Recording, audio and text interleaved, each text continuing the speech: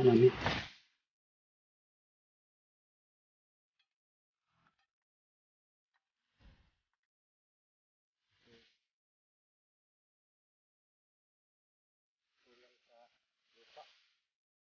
Kalawang. Sa amin ito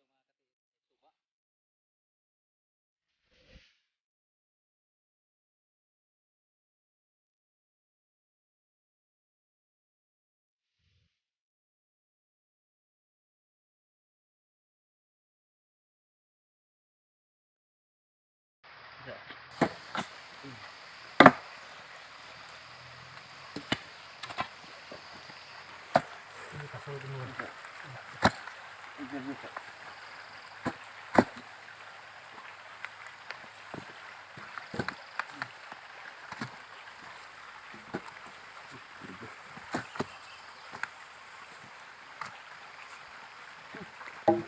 Tuba.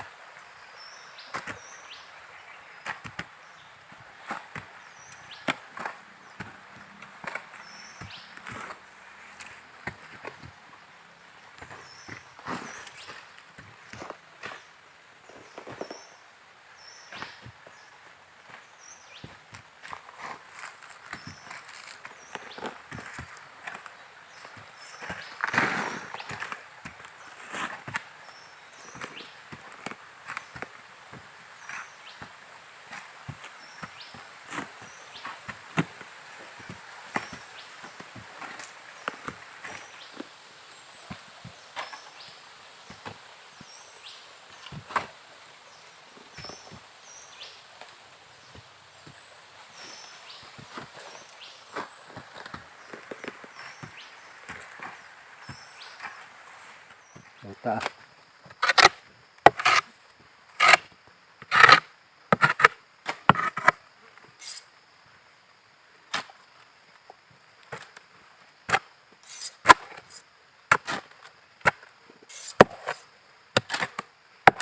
Sapo-sapo mo ito.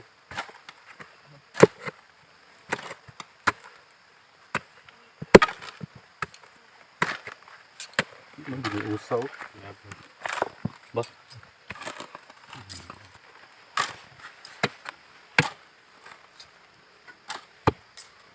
Ito rin yung nagpapot. Mahirap.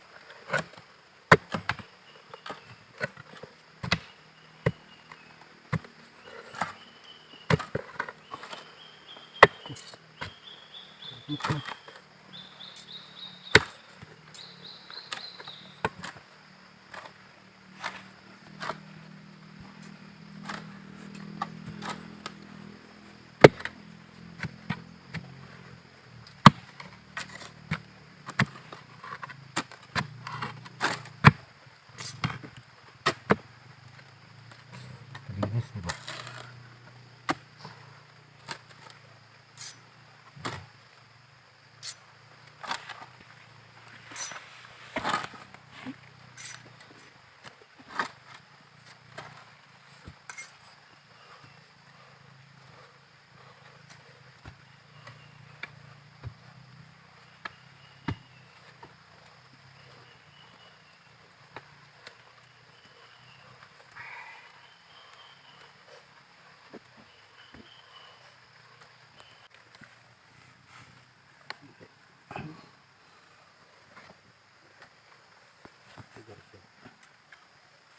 Magtuka ba?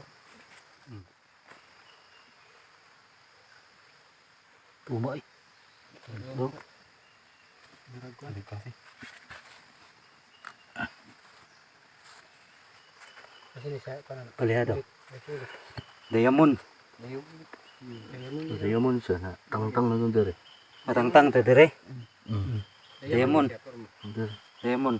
Nya black ang continue digging kita. Continue. Oh, daghan kay bato dire yo. Ito yung Ani mo ni si ang triangular stone. Sana. Giingon sa sign kani. Asa man tong Triangular stone. ilalim sa tiyan? Aubo sa tiyan. Isda manok. Kaunta di ba? Isda. Manok. Manok? Oh, Ni. Nasa sud nga box diamond. diamond.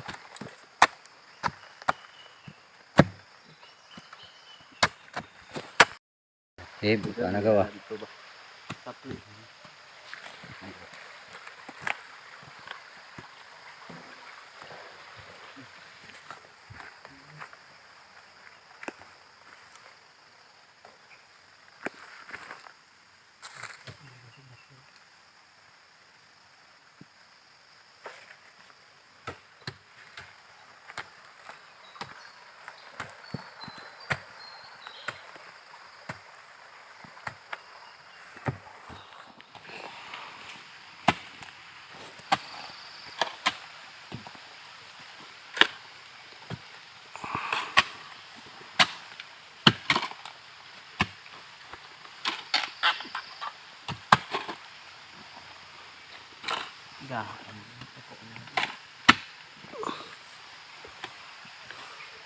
Iyo.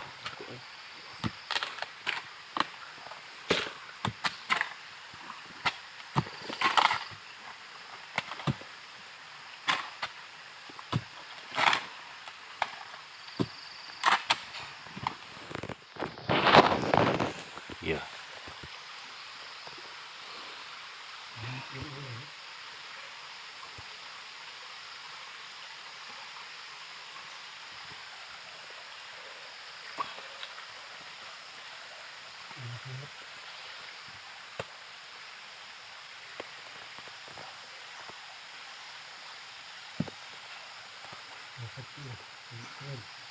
Pares ito sa isda.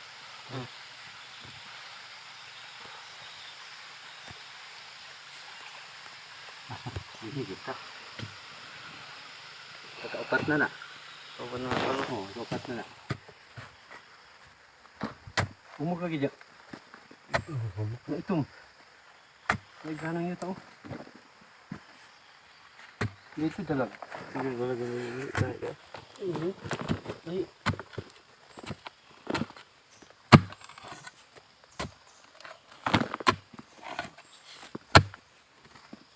Ako.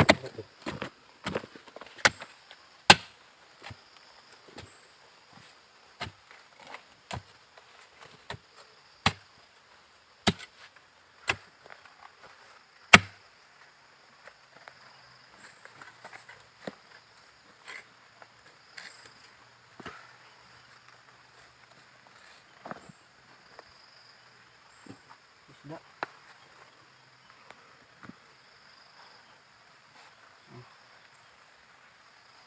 Isda apa tu?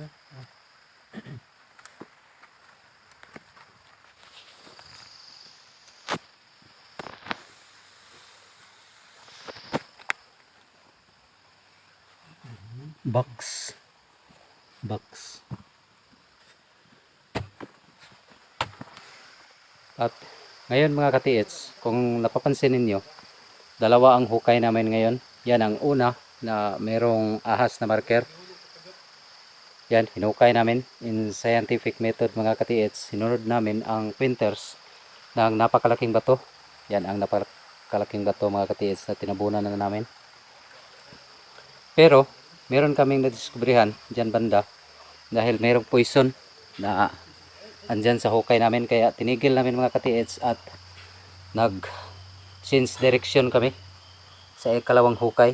Ito ang tinuturo ng ulo ng isda dito banda mga katiits, at dito namin nakukuha ang iba't ibang mga markers na nilagay ng mga Japanese.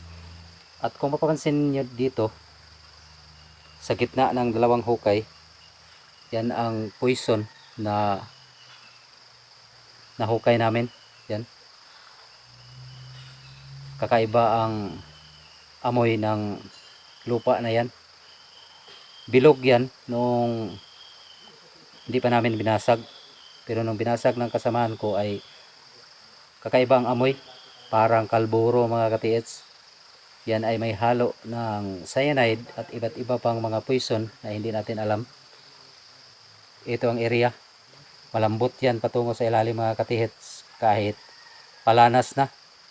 Kaya tumigil kami dahil nagsuspitsa kami na nasa trap area kami. At dito natagpuan namin ang iba't ibang uri ng mga markers. At ipapakita ko sa inyo ang iba't ibang markers na nahukay namin. Ito yung isda na markers mga katiits. Yan, naputol dahil nung natumba ito at nagkatama sa isa pang bato ay naputol mga katiits. Yan ang pinakabuntot na bahagi at ito ang pinakaulo. Yan ang pinaka-tiyan na bahagi. At kung papapansin niyo dito mga katiits, sa pinaka bibig ng ahas, yan ang makikita ninyo, triangle. Kaya nung sinunod namin ang ulo ng isda mga katiits na triangular stone, yun yung bato na isa at meron yung bato dito at dyan na may letter C. At dyan kami sa gitna naghukay. Dyan namin nahukay ang iba't ibang mga markers na natural na pagkagawa mga katiits.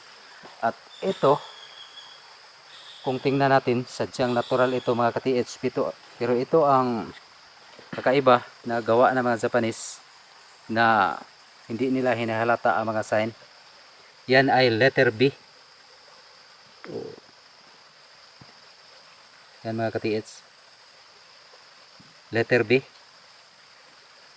Yan ang kadalasan mga sign na andito sa amin. Yan, malalim ang pagkaukit niyan mga katiis. Almost half inch. Yan, parang nature kung tingnan sa simula. At dito sa gilid, dito namin na kita ang isda na marker. Yan, isda yan mga katiis. Ito ang pinakabuntot at ito ang pinakaulo. Combination with cross marker andito. At kung nakita ninyo ang una kong video, panoorin ninyo mga katiits para maintindihan ninyo. At ito yung letter B na nagpapahiwatig ng spot mga katiits. Ito na bahagi ay nakatingin sa ilalim na direksyon. Yan ang andun sa ilalim na direksyon mga katiits. Yan ang letter B. Kaya itong part na ito yung hinukay namin ngayon dyan banda. At kung mapapansin ninyo, itong diamond stone, yan ang tiningnan ng markers na ito.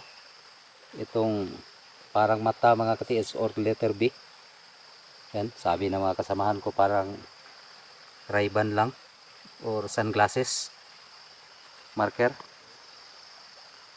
At ito yung tiningnan nung nakuha namin. Ito ay diamond markers mga katiits na nagpapahiwatig ng tubig na spot.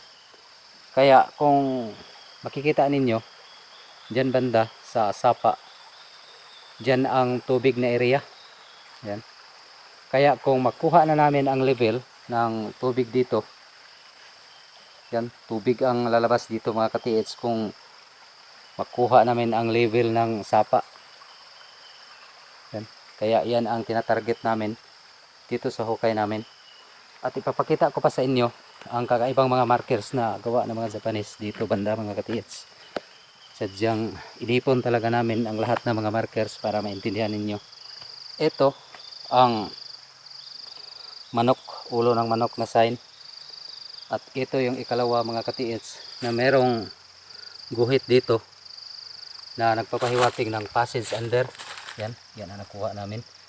Dahil doon sa pinaka main stone map na inukita ng ahas sa mga katiits, andon ang combination of sign ng manok na andyan sa ulo ng manok ang spot ng box ng gold mga ka-TH. Kaya ito ay hindi namin ito gawa mga ka-TH. Sadyang ang mga bato na ginamit ng mga Hapon ay ito kadalasan na makikita natin sa mga palanas na area.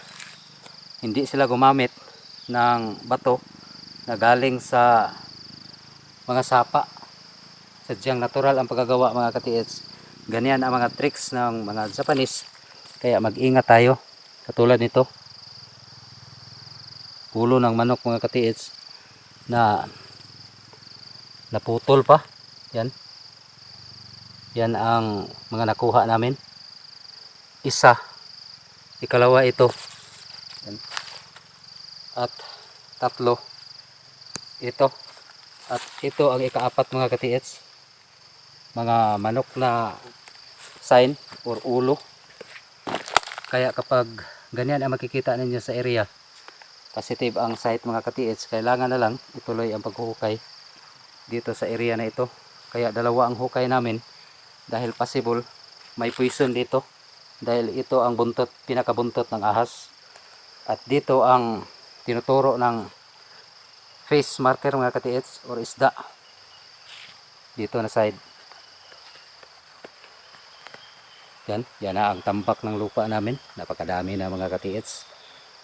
Kulang pa ito, almost 1 meters and a half or 2 meters ang lalim dito mga ka-TH. Yan.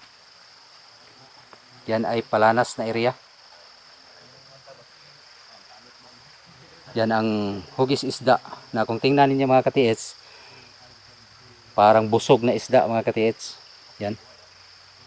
Kaya ang pinaka-spot ng treasure na hinahanap namin ay dito sa matubig na area. Kaya asahan namin na meron itong tubig. At itong part ng diamond marker, napakaitim na bato mga ka-TH. Black color na bato. At yan ay nagpapahiwatig na continue digging dito sa spot na ito. Yan. Mga natural na mga bato na makikita ninyo sa area. Yan ang mga bato ay dito lang namin nakikita. At dito sa hinuhukay namin, una, walang bato na makukuha namin dyan mga ka-TH. Kaya yan na dapat natin tandaan na kailangan gumawa ng dalawang opsyon. Yan ang unang opsyon namin at ito ang ikalawa. Yan mga ka-TH. At yan lang po. Maraming salamat sa panonood at pagtitiwala ninyo dito sa aking YouTube channel. Maraming salamat mga ka-TH. God bless sa ating lahat.